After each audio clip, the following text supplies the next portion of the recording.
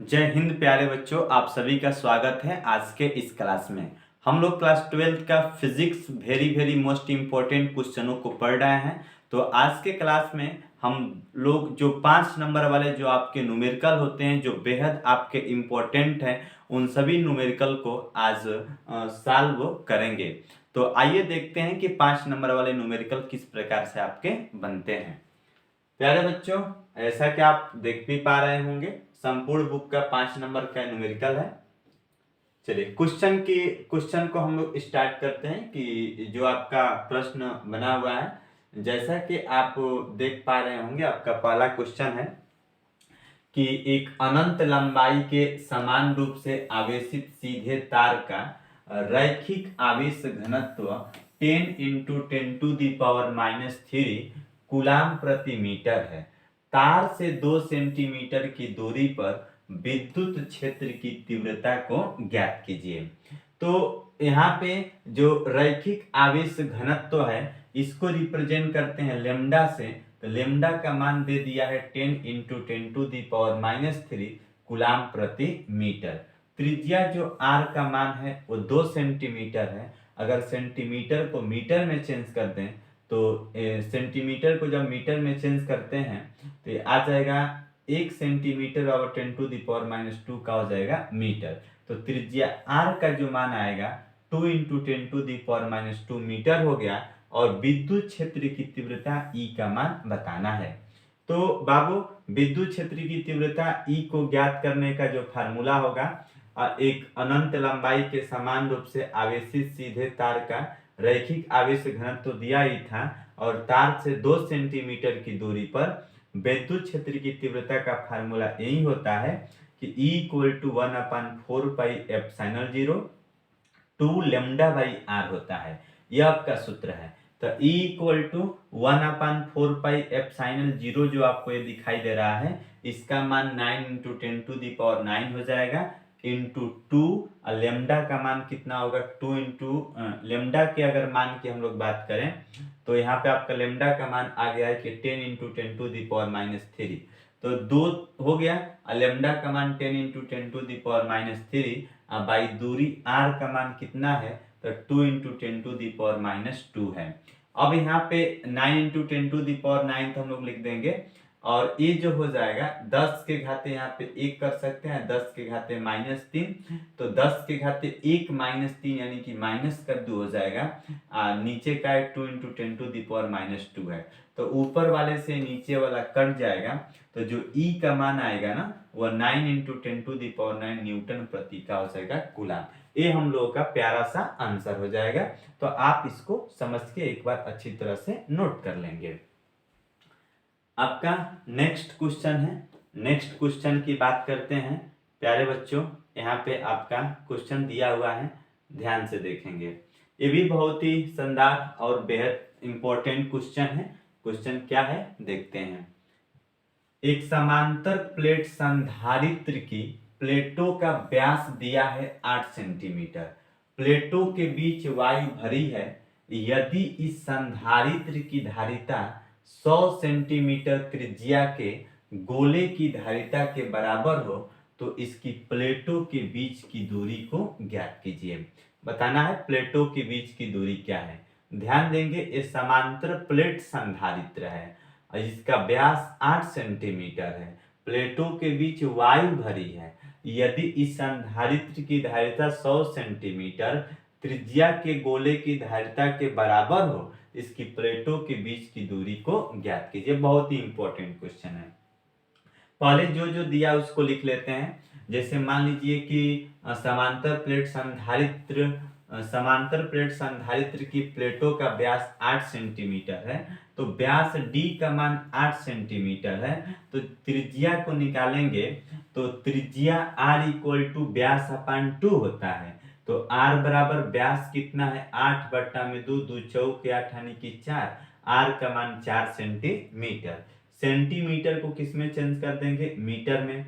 तो सेंटीमीटर को मीटर में चेंज कर देंगे तो 10⁻² का हो जाएगा मीटर, यानी r बराबर 4 × 10⁻² मीटर हो गया। वायु है तो इसके लिए के का मान कितना हो जाएगा 1 हो गया, और त्रिज्या आर आप देख ही रहे हैं कि 4 × 10⁻²मीटर हो गया। प्यारे बच्चों, जो गोले की त्रिज्या है आर का मान 100 सेंटीमीटर है, और 1 मीटर बराबर कितना होता है 100 सेंटीमीटर, और हमको प्लेटों के बीच की दूरी डी का मान हमें बताना है। तो हम आपको एक बात बता दें कि यहाँ पर समांतर प्लेट संधारित्र की धारिता का व्यास 8 सेंटीमीटर है, प्लेटों के बीच वायु भरी है। यदि संधारित्र की धारिता 100 सेंटीमीटर त्रिज्या के गोले की धारिता के बराबर है तो प्लेटों के बीच की दूरी को ज्ञात कीजिए। तो समांतर प्लेट संधारित्र की धारिता ε0 A/d = गोलीय संधारित्र की धारिता 4πε0 क्या होता है कैपिटल आर। तो हम लोग इससे इसको अगर कैंसिल कर देंगे तो A/d = 4π क्या मिल गया r मिल गया। तो यहाँ पर जो A का मान हमको नहीं पता है, तो A का मतलब यहाँ पे आपका क्षेत्रफल हो जाएगा, और A बराबर क्या रख देंगे पाई r का स्क्वायर। तो पाई और गोले का क्षेत्रफल क्या, गोले वृत्त का क्षेत्रफल क्या होगा पाई r का स्क्वायर।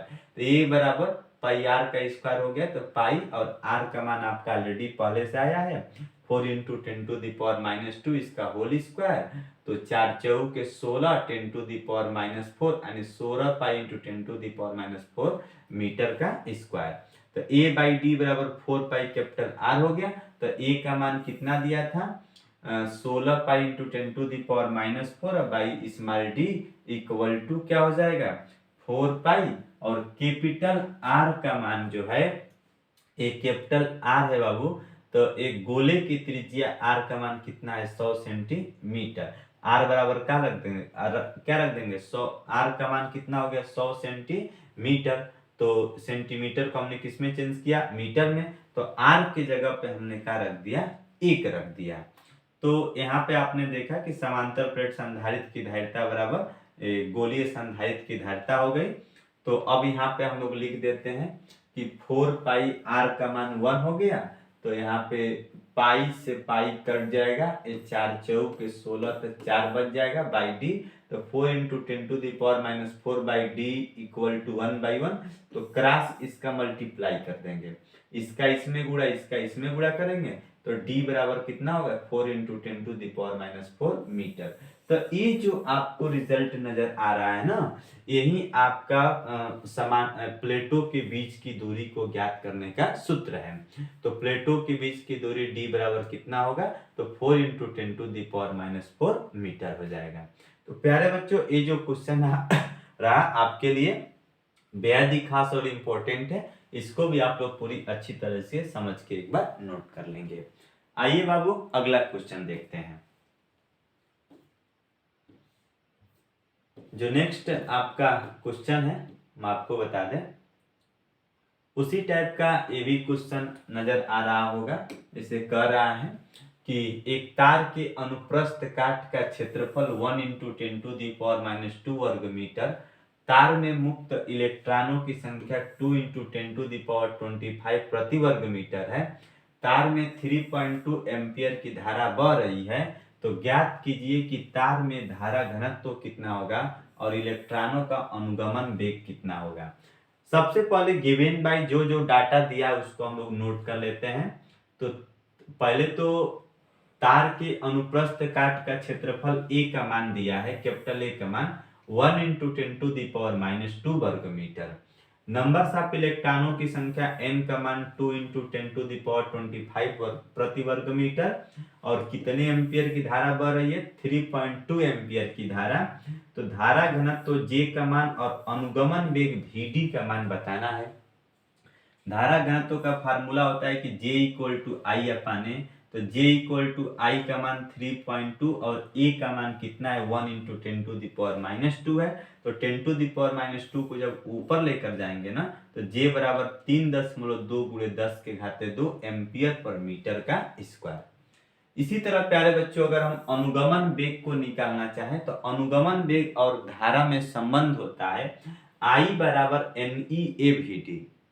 तो धारा और अनुगमन वेग में संबंध क्या होता है कि I बराबर NE a VD, तो VD ऐसे हमारा अनुगमन वेग है, तो VD इक्वल टू I अपन का हो जाएगा NE a, तो VD इक्वल टू I का मान 3.2 बाई N का मान 2 इंटू 10 टू दी पावर 25, ई नंबर्स ऑफ इलेक्ट्रॉनों की संख्या 1.6 गुणे 10 के घाते -19 और ए का मान 10 टू दी पावर -2 हो जाएगा।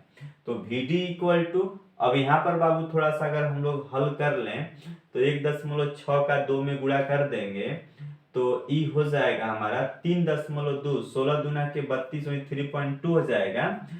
10 के घाते 19 और 10 के घाते -2, तो 10 के घाते हो जाएगा 21 और 21 में से 25 को घटा देंगे कितना हो जाएगा 10 के घाते 4। तो VD का मान कितना हो जाएगा, जब इसको इससे हम लोग काट देंगे 10 के घाते 4 को ऊपर लेकर जाएंगे तो VD का मान 10 के घाते -4 मीटर प्रति सेकेंड। तो यह इस प्रकार से हमारा क्या निकल गया, धारा घनत्व J का मान इस फार्मूले से आ गया और अनुगमन ए वेग किसका माना गया, VD का माना गया। इस प्रकार से आप इस न्यूमेरिकल को पूरे शानदार तरीके से सॉल्व कर सकते हैं। आइए प्यारे बच्चों अगला क्वेश्चन देखते हैं।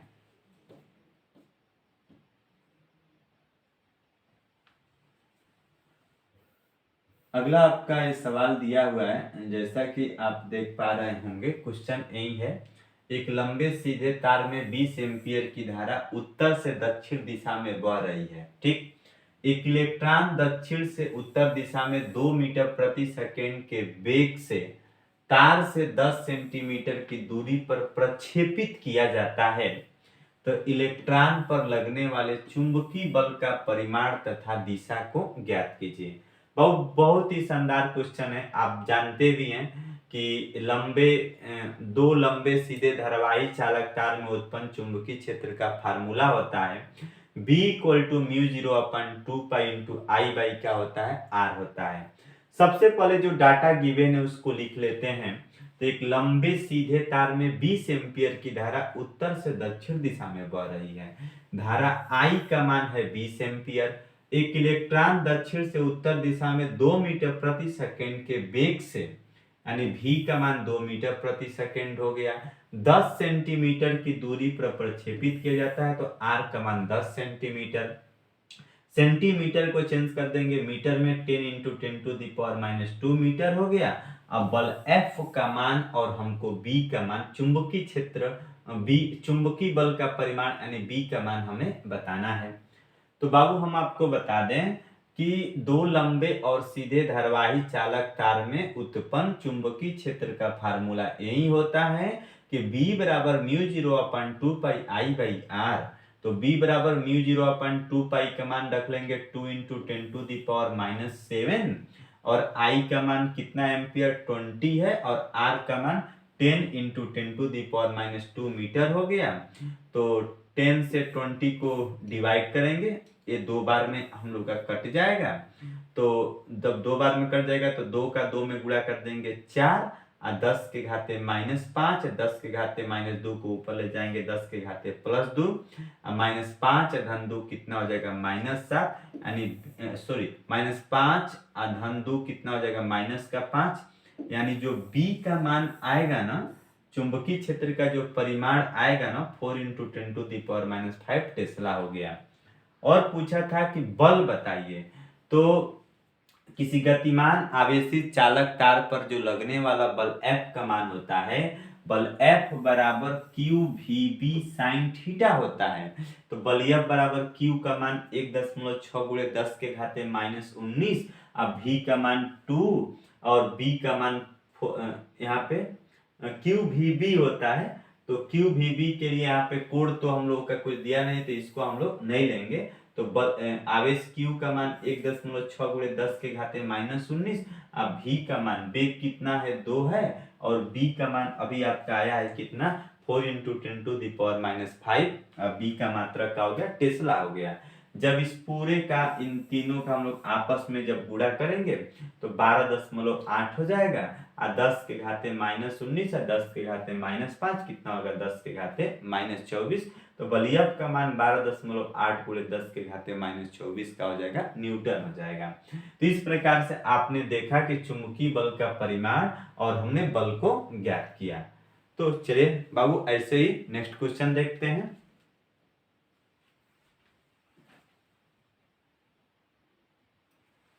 चलिए अगला सवाल आप लोग का है,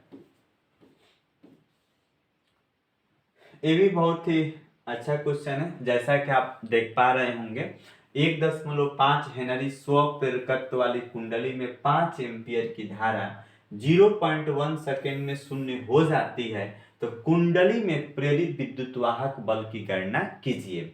बाबू जो स्व प्रेरकत्व L का मान दिया है 1.5 हेनरी है, धारा I माने कह सकते हैं 5 एम्पियर की धारा 0.1 सेकेंड में शून्य हो जाती है, तो जो डेल्टा आई का मान बताएंगे 0 में से 5 को कम कर देंगे, -5 का हो जाएगा एम्पियर हो जाएगा।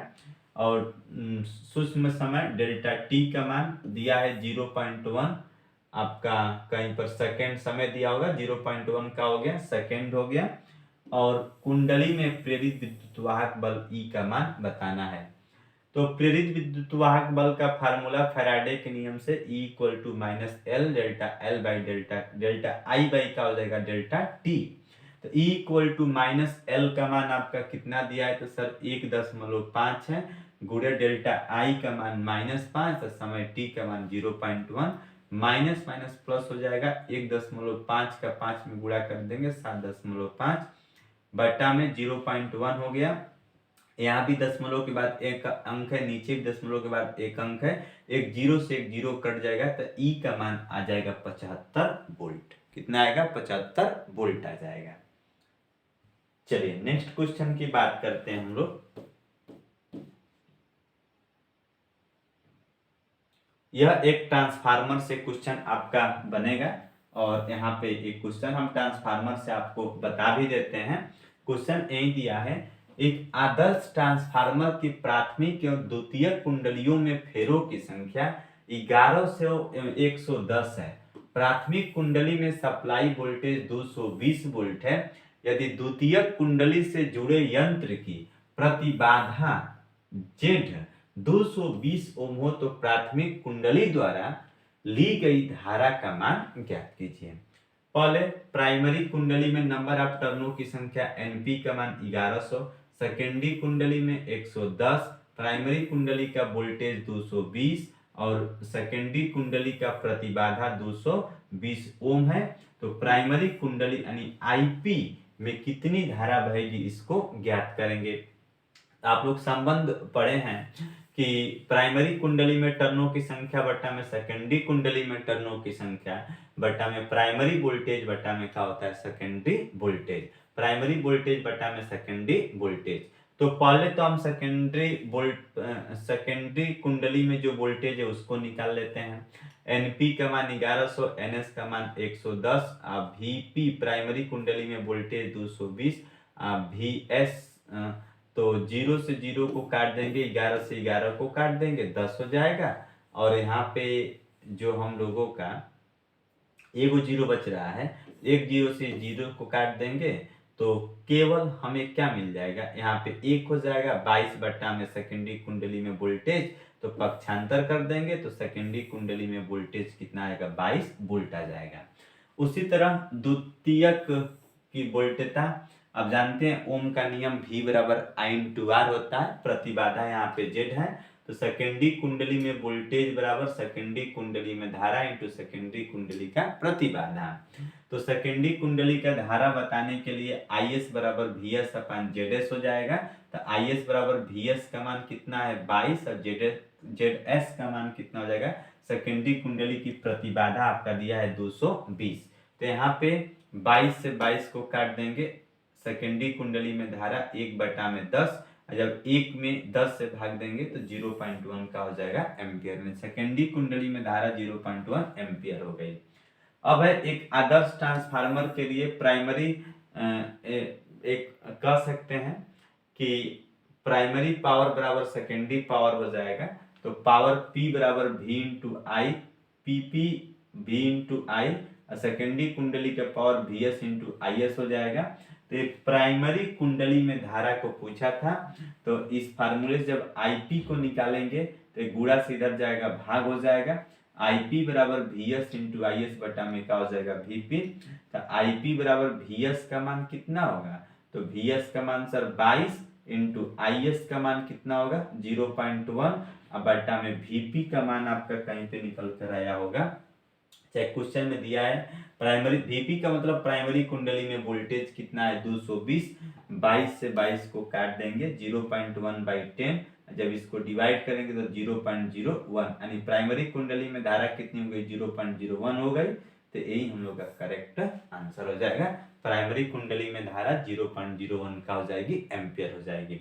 तो प्यारे बच्चों संपूर्ण इस क्वेश्चन को एक बार और आप लोग समझ लेंगे किस प्रकार से निकाला गया है। तो ये तो आपका वीडियो है, आप कई बार इस क्वेश्चन को आप देख सकते हैं और पूरी अच्छी तरीके से इसको समझ सकते हैं। अगर कहीं भी आपको क्वेश्चन समझने में अगर एक भी परसेंटेज की दिक्कत आती है तो एक नीचे प्यारा सा कमेंट कीजिए और उस क्वेश्चन को दोबारा पूछिए, हम दोबारा आपको समझाएंगे। ये कोई डायलॉग नहीं, हम हकीकत कह रहे हैं।